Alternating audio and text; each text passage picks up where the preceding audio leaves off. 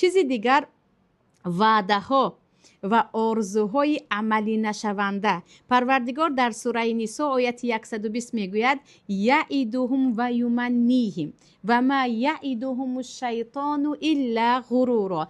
به آنها وعده ها میدهد و آنها رو امیدوار میکند و وعده های شیطان به جز غرور چیزی دیگری نیست. غرور یعنی گویا که هست اما نیست، یک چیزی که در بیرون خوشرو است داخلش کاملا خالی هست. و شیطان به شما چی میگوید؟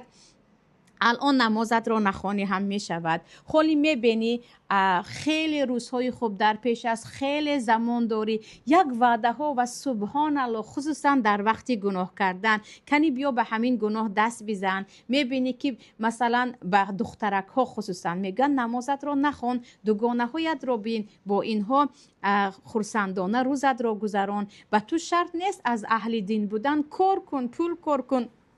در ساحه دولت جایهایی که به تو نه نماز اجازت است، نه به تو سطر اجازت است، نه برای برادرها ریش اجازت است، برو در آنجا کار کن. تو ببین چقدر پولدار میشوی، چقدر صاحب عزت میشوی و بعد از مدت میبینید که بیچاره را نه مسلمان ها عزت میکنن نه خود همان منافقان. چگونه که مثلا به منافقان مدینه میگفت که شما با پیامبر اصلا یک جا نشوید، من همراه شما هم. و وقتی که پیامبر علیه خصوصا یهودها جنگیدن دیگر آنها را به حال خودش آماند. پس وعده هایی که شیطان به ما میدهد در مسئله گناه، ببین به پرسنت دست زن، ایپوتک گیر، ببین کردیت گیر، چقدر زندگیت خوب میشود. تو یک مدت اینقدر نماز نگو، از پای کارت شو، دنیا را سخت گیر، میبینی چی میشود. یک مدت اصلا درس نخوان، از پای زندگیت شو، میبینی حیاتت دیگر می شود. اینها همش همان وعده و امیدوار کردن شیطان است